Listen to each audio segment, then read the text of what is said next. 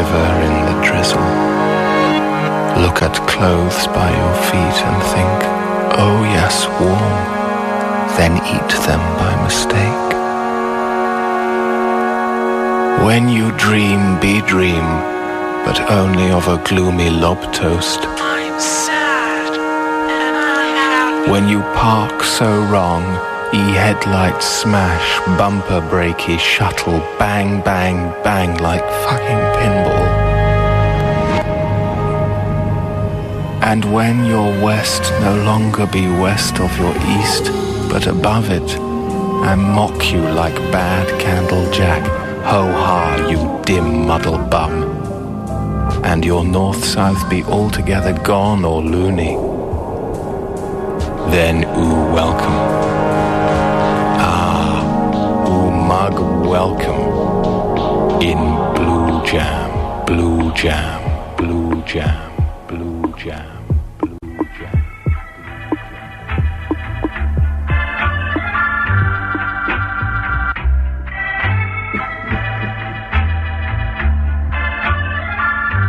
What you're really angling for is a pay rise, isn't it? Well, yeah. I mean, last time you did say that this time you'd be able to do something about it. I mean, that's nearly 2 years. Yes. I mean, I've been doing a load of depping and acting up, taking on a bigger workload. I more or less ran the Flemish cookers. You know, you remember when Mr. Hall lost his back? Oh, yes, of course. So, I was hoping 12%. Yes. Well, as you know, it's very difficult at the moment. We've lost quite a lot of big contracts lately. Not your fault. I know you've done some really excellent work. But I just can't give you any more money at the moment. What I could do is to stick some coloured reinforcement rings on my balls, make them look like eyes, and give you a photograph of them. And then we'll look at your pay rise again in the new year. And in the meantime, you'll have a picture of my balls. Right. All right. Yeah. Good. Janet, could you bring through some coloured reinforcement rings, please?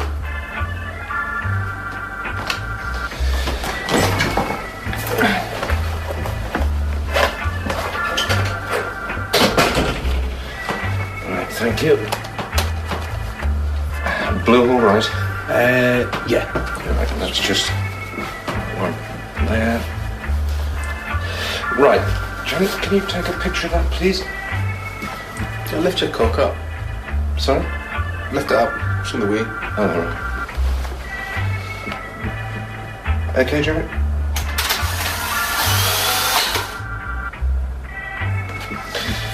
Good. Thanks, Joes. Okay, well, that's yours. Thanks. It's a pretty good pair of eyes, eh? Okay, we'll review your pay situation next year. Okay, thanks very much. Okay, then.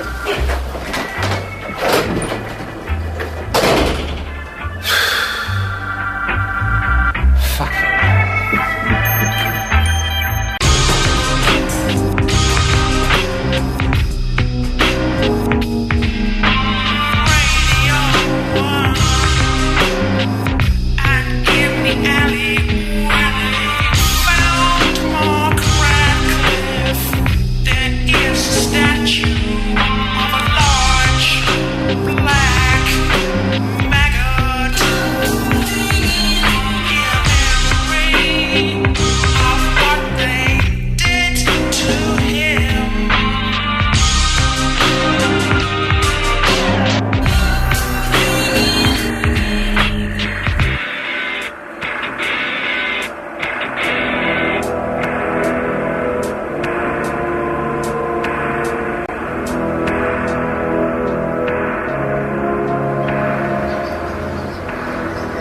name is Frank Storage. I've been a builder for 20 years. Roofing. Spend all day up on the roof. Apart from lunch times, which is when I go swimming. I go down to the pool for this part of an hour. It's not crowded when I go, but the pool always feels more crowded than it looks. Brendan Maganza, I run the Harworth Public Swimming Baths in Pawsley. I first noticed the builder about 6 months ago. Quite a big man, swimming up and down the pool, and he had about 5 or 6 people swimming alongside him. Dr. Paul Spokes. I'm a GP at the Pawsley Family Health Centre. I first became aware of this builder when patients with cases of long-term depression reported a complete clear-up in their symptoms. They'd all been going down to the public swimming baths, getting into the water and swimming around with this big builder. And this had a beneficial and curative effect. Cleared up the symptoms completely. People do touch me sometimes, yes, but I don't really know why. Dean was really wild, even for a 6-year-old. He kept being sent home from school. He used to throw his dad around a lot as well. And then I heard about the builder thing. So we took him up to the pool, and he was really kicking and swearing and everything, but we pushed him in. And then the builder just sort of swam over to him and nudged him and then swam off. And I thought, well, I don't think much of this. And then Dean started following him very slowly out into the middle of the pool. And then he just started singing. He was singing All Things Bright and Beautiful, just like he was in the choir. Yes, I remember the singing boy. I just put that down for him being one of those simple kids who doesn't know whether he's in a swimming pool or a church.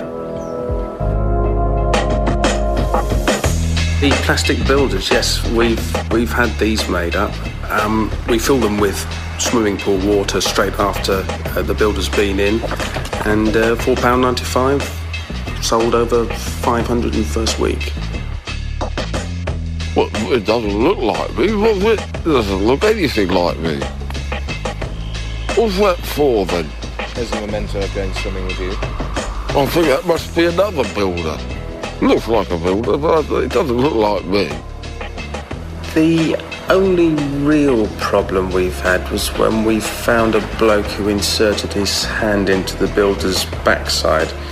Got him to drag him round the pool that way. Builder didn't seem to mind, but I put a stop to it because I really think that doesn't look right. He said that about me. Well, what if I have got a special power then? And that special power also means I've got a big gun and I'll bring it into the swimming pool. Right? What do we think about that then? I think we should leave it there.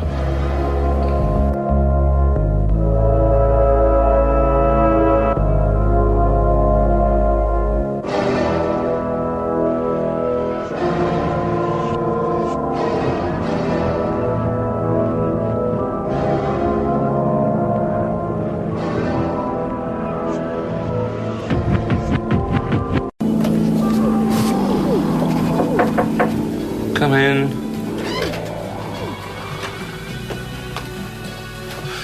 Oh, yes, come in. Now, sit down. Thank you. What seems to be the problem? I've come in about this pulled tendon. Let's have a look. Dr. Harris told me to come back if the pain didn't ease up. And he told you this was a pulled tendon? Yes. Do you mind just hanging on a second? Sure. Take it. Yeah, Jim? Michael, got Jean Lamb here saying you had a look at a pulled tendon. It's not a fucking pulled tendon. There's nothing like a pulled tendon, you sooty wank stain. Sorry about this, but he's being a real cloud of anal pus about your tendon. Oh, right. Yeah, why don't you? Right now. This shouldn't take a second. I'm just going to show Dr. Harris what a roaring purple vagina he is. Oh. Right, Jim. Just look at that wrist, you fucking paedophile, and tell me seriously that that's a pulled tendon. Right, Gene. Can you just tell me where the pain is? Feels like a pulled tendon to me. Do you think it's a pulled tendon? Well, it does feel like... Don't be taken in by his swoony ass piss. Michael, her symptoms are pretty consistent. Oh, her symptoms are consistent. I can't believe that decent people are coming in here every day to listen to such a bawling fart ravine. Michael, I don't think there's much point. You're fucking right there isn't, you serial rapist. Right, I'm going to leave. Oh, that's right. Play the little erupted fish arse when it suits you. Bye. I hope some mustardy cock explodes up your cocoa valve.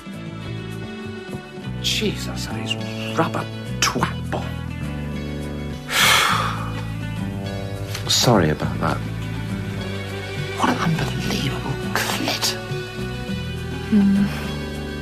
And you didn't help matters, did you, joining on his side like that, you little wanky window? Sorry. Let's see that wrist again. So, you don't think it's a pulled tendon? No. It certainly feels like a pulled tendon. Well, perhaps it is then.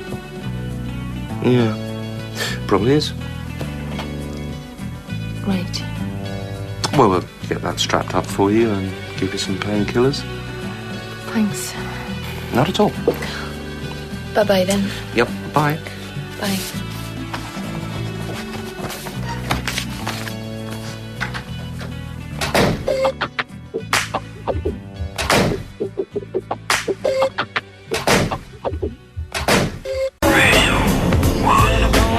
I can see Steve Lamech as a frail old man in a wheelchair, trying to shake hands with an elephant.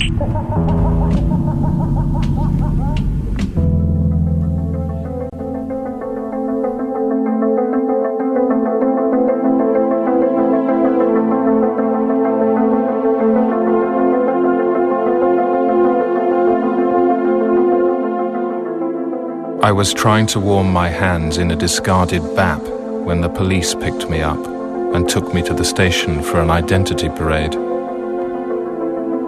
They said a local travel agent had been steamed by a naked old man. I was needed to make up the numbers. "I'm not an old man," I said. "We don't believe you." A short while later, I was standing in the nude between a very old woman and an energetic old man with a homemade Prince Albert. "They'll never identify me with this on," he whispered, pointing to his hastily pierced penis. They didn't. We left the station together. I was in some discomfort as my clothes didn't seem to fit anymore. I could hear the old woman from the parade shouting after me, so I hurried on because it felt like school. "Nice work," said the old man, whose name was Gerard. "What's she got in her pockets?" He was very chuffed. He jangled his chain and farted incomprehensibly. In one of her pockets was a tube of old woman's cream. It smelled of marzipan, but tasted better. Half an hour later, I was sitting on a traffic island squeezing the cream out. I had been aiming for the pub with Gerard, but I couldn't keep up, and he said he couldn't walk any slower, and by the time I'd got to the pub, I'd forgotten which one it was. I was annoyed with the tube of cream because it contained air pockets. I slapped its middle and produced several splats. One of them landed on a nearby shoe. It was somewhat too narrow, in patent leather, with little silver guitars on the ends of the laces. I looked up the shoe, past lemon and chocolate socks and ironed jeans, to a blue leisure jacket, out of which poked the smiling necklace head of Grayling Barraclough. I'd known him on and off for 20 years. We were at school together. I'd set him on fire once behind the gym. If he was disappointed by my appearance, he didn't hide it. "Heidi Doody," he said. He was a television director now. He was filming some close-ups of the road with his crew. "I'm filming some close-ups of the road," he said, for stylistic reasons. I left a short gap and told him about the identity parade. "Hey," he said, and his mouth leaked slightly, "I'm about to do a reconstruction of that very crime." He pointed to the travel agents across the road. 2 extras were hovering round the corner in dressing gowns. I told him that only one old man had robbed the shop. I like facts. "Not anymore," he said, and added, "You burked-up little ape." I assumed he was right in some way. "Sorry," he said, rubbing his nose vigorously, "I'm jamming on crusty white." Then he said, "Now hear me right out," and explained that this was a new departure in crime reconstruction. "The victims don't know we're coming," he jabbered. "I've got 3 cameras hidden there, and there."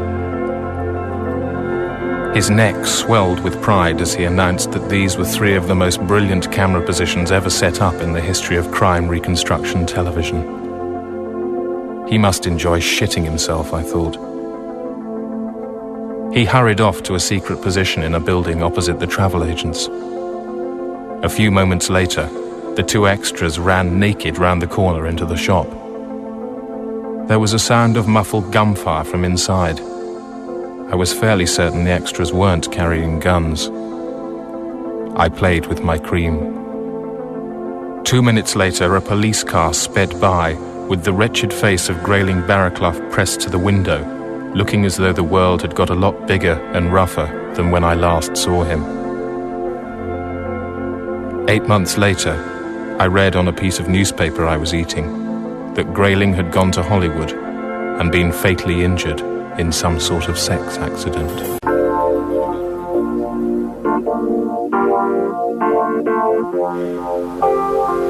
So basically, I mean, I'm just asking for a pay rise. So how much were you thinking of? Well, 12%.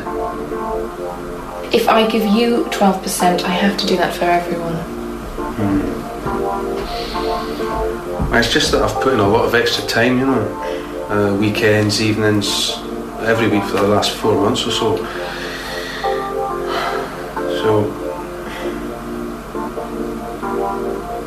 Look, what if I give you 5%?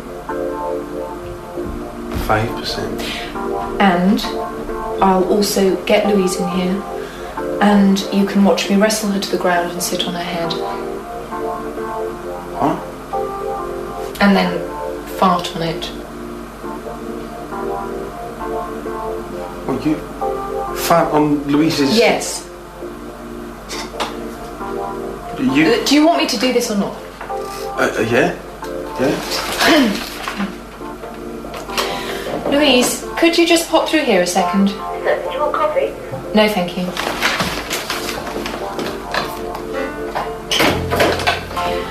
Right, now Louise, you know Andrew, don't you? All right, just hold still. Keep still or I'll break your neck. Right, now hang on.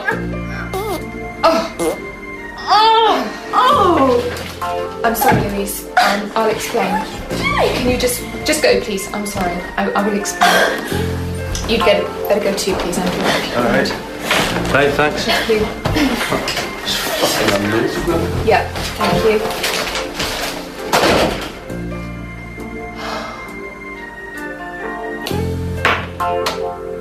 Louise, could you pop back in here a moment, please?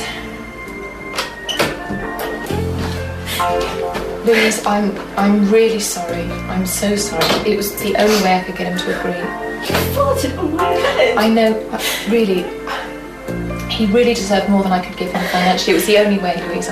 I know, I'm so sorry.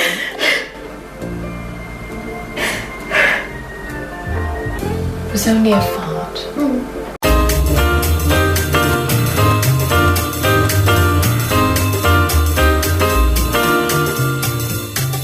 I was just standing at the counter at reception, and this bloke come in, and he gets this like purple velvet bag out of his pocket, and he just like tips all these little bits of metal out and like spills them onto the counter, and I'm just staring at him and I'm going, what are you doing? And he just ignores me, and he's putting together these bits of metal, and like everyone in the queue is like leaning over his shoulder and going, what are you doing? And he's just got like a screwdriver and a mini drill thing, he's whizzing away with it, like really intricate, and then like suddenly he goes, it's okay, I've finished, and he's made this whopping big gun. And he just points it at us and robs us. And everyone were like really upset and they're going, what, you just spoilt it for us. And he just walked out. It was just like a big grin right across his face.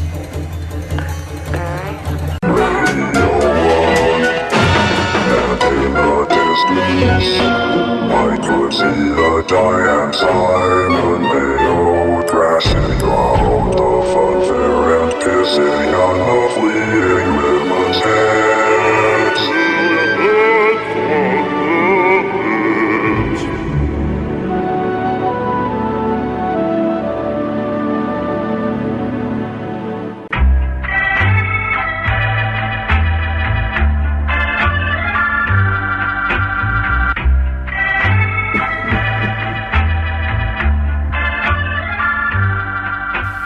Did you mention to Jill how much Ted liked his Lego? He's made a great spaceship. She's a bit worried because it said 8 to 10-year-olds in the box. Yeah, but he's pretty bright for a 6-year-old.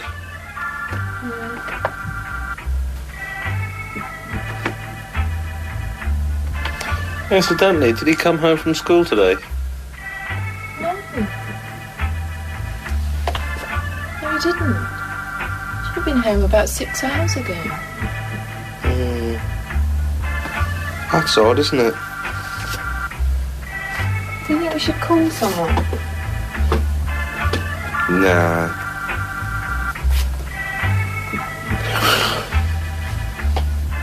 He probably just decided to stay overnight at the school.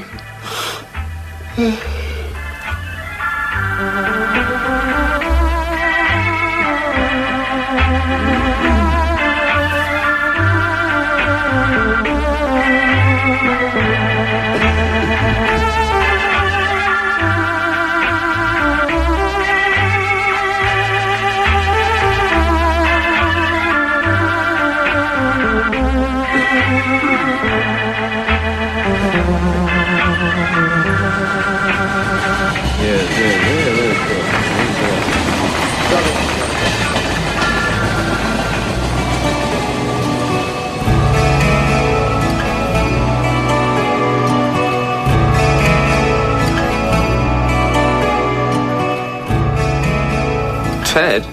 No. Haven't seen him for about 2 weeks. Yeah. Well, if you see him, tell him to pop home. Okay. See you Friday. Dinner with Simon on Friday. Shall I book a babysitter? No. He's not going to turn up now. You don't suppose he thought we were picking him up from school? Maybe I'd better give Mrs. Hill a call and just check if he's been standing outside for a couple of weeks. Good idea. Hello, hi. Yes, it's Sue Belgium here. Just calling about Ted in Primary 3. We just wondered if he'd been hanging around outside the school waiting to be picked up. Really? She saw a bloke pick him up. Yeah. Handled him quite roughly, apparently. And the man had a car? Yeah. Oh, right. Good. Yes. It was horribly rainy. Yes. Do you think the man knew about his eczema? Yeah. Sorry, Mrs. Hill, you don't know if this man knew that Ted was on goat's milk only, do you? No, just wondered. So he really bundled him into the back? Yes, yes. Okay. Well, thanks a lot. Yeah, will do. Bye-bye. Sounds like we'll find him in the woods then. Okay, pass the phone. I'll get some of the lads to have a look on Saturday morning. Yeah, Mike? David? All right. How's Jill? Yeah? Yeah, we'll have to do that again. Listen, Mike, you watching the match in the pub on Saturday? You couldn't join me and some of the lads to crawl around the woods before kick-off? Yeah, Ted's gone missing. About 2 weeks. He was picked up from school by some dodgy-sounding bloke. Can you do that?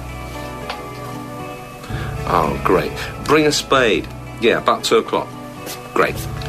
Cheers. Do you think you'll need a spade? Well, I don't know if he'll have been buried or just been left out. It'd be easier if he's been left out. Yeah. Fuck all easier.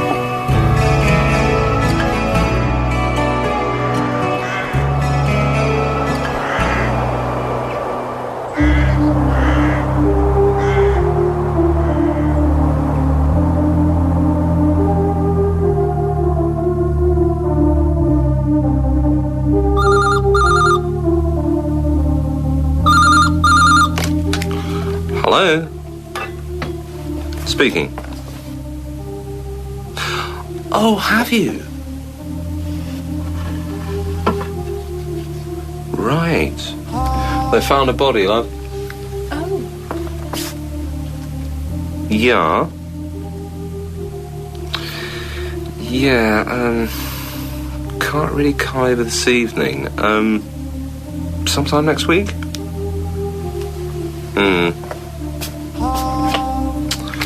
They want us to go over and identify him.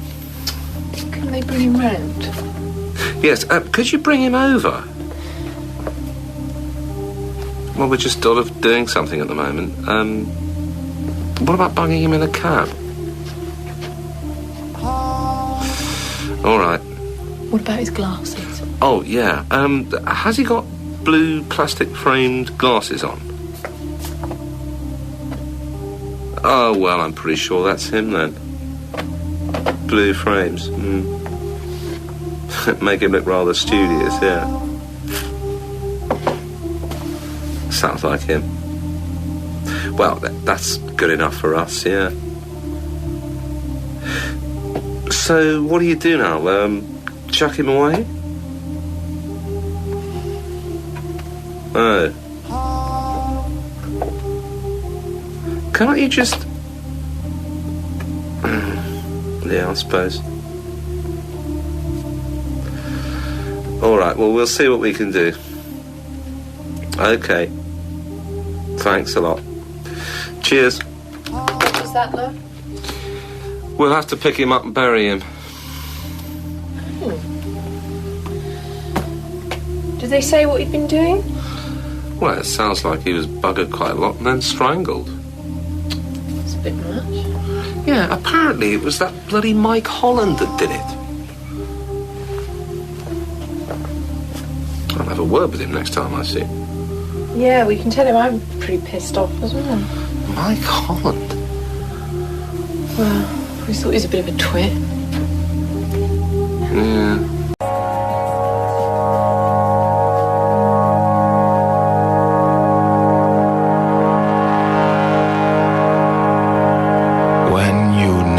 So shiver in the drizzle.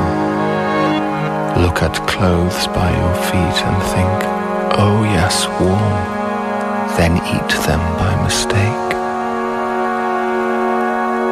When you dream, be dream, but only of a gloomy lob toast. I'm sad, and I'm happy. When you park so wrong, headlights smash, bumper breaky shuttle, bang, bang, bang like fucking pinball. And when your west no longer be west of your east, but above it, and mock you like bad candle jack, ho-ha, you dim muddle bum. And your north-south be altogether gone or loony, then ooh, welcome. Mug welcome in blue jam, blue jam, blue jam, blue jam.